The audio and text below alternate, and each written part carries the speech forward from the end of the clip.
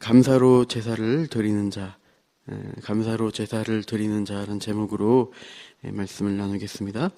오늘 우리가 읽은 시편 50편도 어제 본 49편과 마찬가지로 지혜시입니다. 우리에게 교훈을 주시는 말씀입니다. 그래서 하나님의 언약의 백성, 하나님이 택한 그 언약 백성들이 어떻게 살아야 할 것인가, 어떤 제사, 어떤 예배를 드리는 그런 어떤 삶을 살아야 할지를 말씀하십니다. 그래서 1절에서 6절을 보시면 하나님이 누구신가를 우리에게 말씀하고 있습니다. 1절을 보시면 이렇게 시작합니다. 전능하시니 여호와 하나님, 이렇게 시작합니다. 하나님에 대해 호칭이 3번 나오고 있어요. 그래서 성경에서 하나님을 이렇게 3번 연달아 부르는 경우는 많지 않은데 하나님이 얼마나 크신가, 광대하신가, 이것을 강조하고 있어요. 전능하시니 하나님의 능력이시죠. 그래서 온 세상을 창조하시고 지금도 운행하고 계신 그 하나님의 광대하심과 능력을 말씀하고 있습니다. 그래서 그 다음에 보시면 하나님의 통치의 영역이 나오는 것을 볼 수가 있어요. 해 돋는 데서부터 지는 데까지 온 세상을 가리키고 있습니다. 모든 온 우주를 하나님이 통치하신다. 근데 그 세상을 지금 보니까 부르시고 있습니다. 하나님이 어디로 부르시냐 보니까 어떤 한 장소로 부르시고 있습니다. 이것이 2절에 나와 있습니다. 온전히 아름다운 시온에서 하나님이 빛을 비추셨도다. 온전히 아름다운 시온, 그것은 이스라엘 백성들에게 예루살렘 성전이 있는 성전산으로 딱 이해가 됩니다. 예루살렘이라는 도시의 이름의 뜻은 평화의 도성이라는 뜻이에요. 샬렘, 샬롬의 평화라는 말이죠.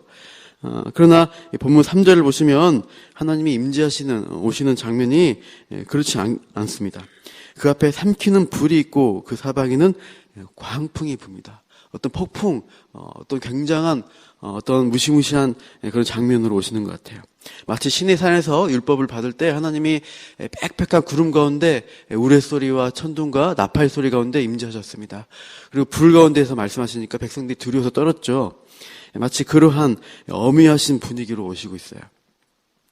왜 그러신가 보니까 4절을 보시면 하나님이 자기 백성을 판결하시려고 오시는 거예요.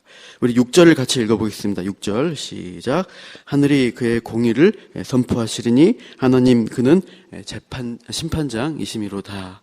하나님은 백성을 판결하시는 심판장으로 지금 오시고 있습니다. 그래서 무시무시한 심판의 칼날로 이제 악과 선을 나누시고 악한 자에게는 벌을, 선한 자에게는 상을 주시려고 하는가, 약간 그러한 재판적인 분위기를 보여주시고 있는데, 본문 전체에서 보시면 시편 50편에서는 상벌을 주겠다는 초점이 아니라 하나님이 교훈, 지혜시라고 했죠. 교훈하고자 백성이 바른 길로 가는 것을 가르치시고자 하는 의도가 강하십니다. 그래서 먼저 그 대상을 보시면 대상이 누구냐 하니까 자녀라는 것입니다. 우리 5절을 같이 읽겠습니다. 시작. 이르시되 나의 성도들을 내 앞에 모으라. 그들은 제사로 나와 언약한 이들이니라 하시도다. 하나님은 자신의 하나님 백성을 불러서 지금 이제 말씀을 하시는 것입니다. 그래서 그들의 제사와 언약했다고 하니까 그들의 제사에 대해서 하나님이 하신 말씀이 있으신 거예요. 이들 예배하는 모습에 어떤 문제가 있다는 것을 하나님이 지적을 하시려고 하는 것입니다. 그 가르침에 대한 것을 전체 구조에서 알 수 있는 것은 1절을 보시면 이렇게 하죠. 하나님이 여호와께서 말씀하사라고 되어 있고 7절을 보시면 내 백성아 들을지어다 내가 말하리라 되어 있습니다. 그리고 16절을 보시면 악인에게는 하나님이 이르시되 말씀하시다라고 시작을 하고 있어요. 22절은 하나님이 잊어버린 너희여 이제는 이를 생각하라. 이 생각하라는 뜻은 깨달으라, 분별하라 라는 의미가 있습니다. 하나님이 백성들이 잘못된 제사를 드릴 때 바른 자리로 돌아와야 한다는 것을 가르치시고자 하는 강조가 나타나고 있어요. 그래서 하나님이 중간에 보면 경고도 있습니다.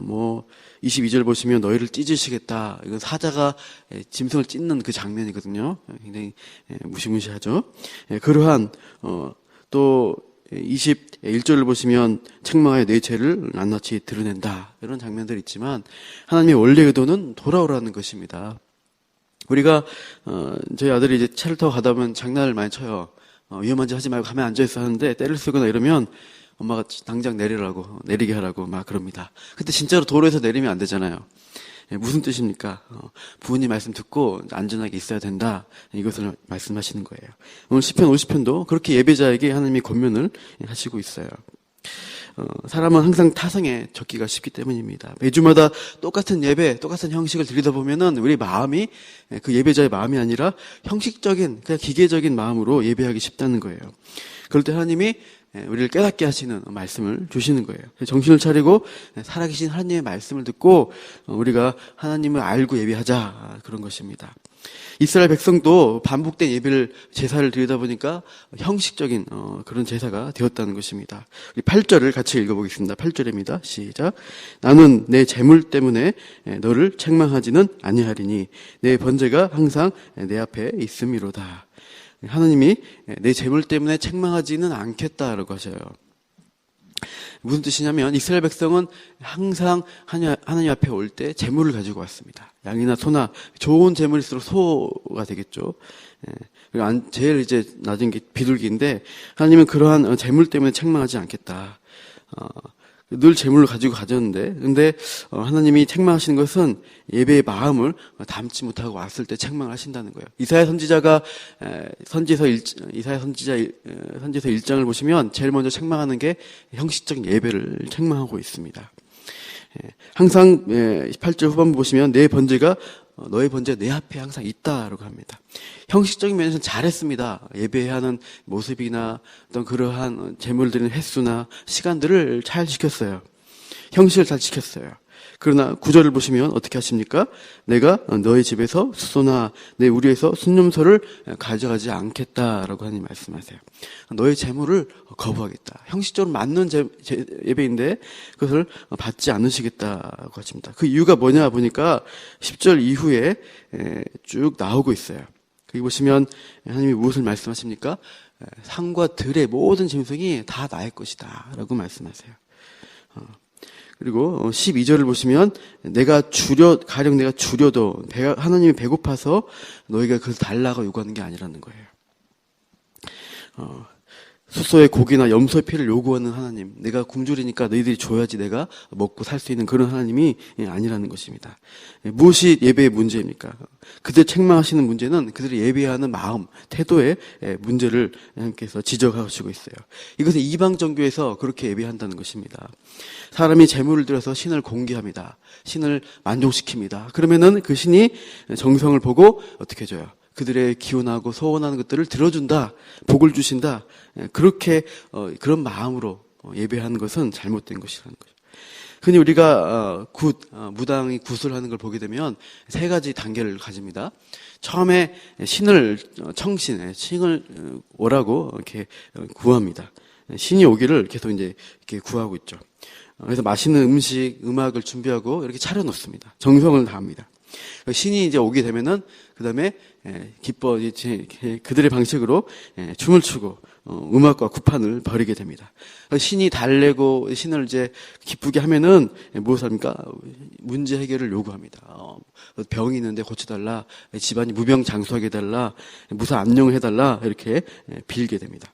그리고 이제 신을 보내게 되는 것이 굿의 과정인데 그것이 어떻게 배고프거나 마음이 상한 신이 있으면 우리가 달래고 얼러서 우리가 요구하는 것들을 소원을 들어주도록 하는 게 이방 제사의 방법이었다는 거예요. 그런데 이스라엘도 그런 식으로 하나님을 예배하면 안 된다는 것입니다. 하나님이 그런 것들을 주고받는 그런 수준의 하나님이 아니시라는 거예요. 하나님은 전능하신 주권자시라는 거예요. 우리에게 필요한 것들을 아시고 공급하시고 하나님이 우리에게 그러한 우리가 마음대로 우리를 조종할 수 있는 하나님이 아니라는 것을 말씀하고 있습니다. 우리 14절을 하나님이 요구하는 것은 이것입니다. 14절, 15절 시작. 감사로 하나님께 제사를 드리며 지존하신 이에게 내 소원을 갚으며 환난 날에 나를 부르라. 내가 너를 건지리니 내가 나를 영화롭게 하리로다. 하나님이 요구하시는 제사는 예배는 감사의 예배입니다. 감사드린 태도입니다.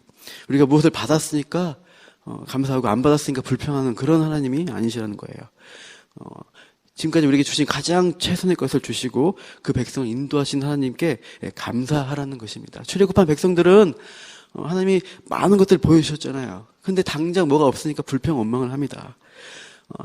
그러나 우리가 어떤 자리까지 가느냐? 가나안 땅으로 들이실 하나님, 그 하나님을 바라보면서 그 약속을 붙들고 감사할 수가 있어야 돼요. 이미 우리가 받지 않았을지라도 주실 것까지 바라보는 것입니다. 왜요? 하나님은 창조주시 하나님이시고 우리를 정말 그 약속대로 인도하시는 참 약속의 그 하나님이시기 때문에 우리가 믿고 하나님께 감사할 수 있다는 것입니다. 그래서 믿음이 있는 자가 감사를 할 수가 있습니다. 형식적으로 우리가 예배하고 그저 하나님이 뭔가를 우리가 베풀면 우리의 기도대로 들어주시지만 예배, 참다운 예배가 아니라 우리가 어떤 순간에도 감사하며 하나님을 기뻐하며 나아가는 하나님의 선하신 인도하심을 신뢰하는 자가 되어야 한다는 것이에요. 그래서 이러한 예배자의 태도를 하나님께서 우리에게 요구하시고 있습니다. 또 한편으로는 18절, 16절 이후에 보시면 이제 14절 중간에 서원을 갚으라라고 말씀하셨는데 우리가 말씀대로 살아가는 것을 요구합니다. 그래서 그렇게 살지 못하는 악인의 태도를 하나님이 잠깐 말씀하시고 있어요. 구체적인 죄목들을 언급을 하십니다. 26절을 보시면 율례를 전하며 내 언약을 내 입에 두었다고 합니다. 그래서 말씀을 가까이 한 사람이에요. 아마 백성에게 가르침을 주는 율법의 교사이거나 제사장일 것 같습니다.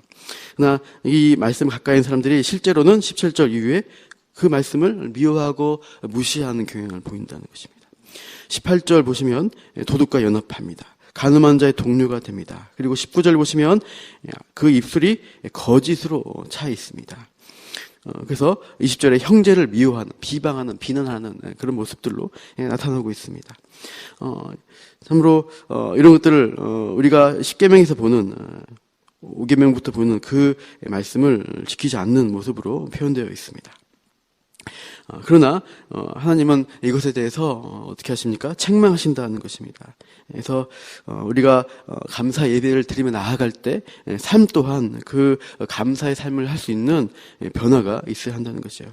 말로만, 행동으로만 형식으로만 감사하는 것이 아니라 우리가 삶의 예배 가운데서 하나님의 말씀을 따르고 살아가는 예배자가 되기를 하나님께서 요구하십니다. 그런 자에게 하나님께서 어떤 은혜를 주시냐. 23절 같이 보겠습니다. 23절 시작. 감사로 제사를 드리는 자가 나를 영화롭게 하나니 그의 행위를 옳게 하는 자에게 내가 하나님의 구원을 보이리라. 감사의 제사 드리고 그 행위에서 하나님을 인정하는 삶을 살아갈 때 우리가 하나님의 선하신 구원에 우리가 이르게 될 것입니다. 이 일들은 우리가 하지만 또 하나님이 우리 삶 가운데서 일하시고 도와주시는 것입니다. 우리가 기도하시기 바랍니다. 이 자리에서 감사로 기도하시고 또 여러 가지 하나님께 필요를 구하십시오. 그리고 우리가 그 구한 삶대로 우리 먼저 감사의 기도의 제목대로 살아가시는 우리 성도님들 되시기를 소망합니다. 기도하겠습니다. 하나님, 이 시간 우리가 감사의 제사를, 감사의 예배를 기뻐하시는 그 하나님에 대해서 우리가 들었습니다. 참으로 우리가 반복적인 예배 가운데서 감사의 의미를 잃어버리고 하나님을 협상의 대상으로 우리가 요구한 도구의 대상으로 삼고 있지 않은지 돌아보기 원합니다. 이 시간도 기도할 때 선하신 참으로 우리의 인생을 책임지시는 그 하나님을 우리가 믿고 감사하는 예배자 또 기도자가 되게 하여 주시옵소서. 또 그 기도한 대로 우리가 오늘 하루를 살아갈 수 있도록 우리 하루의 삶을 주님 붙잡아 주시기를 간구합니다. 그럴 때 하나님이 영화롭게 영광스럽게 되신다는 사실을 바라보면서 오늘도 참으로 기쁨으로 이 시간 나아가겠습니다. 감사하며 예수님 이름으로 기도합니다. 아멘.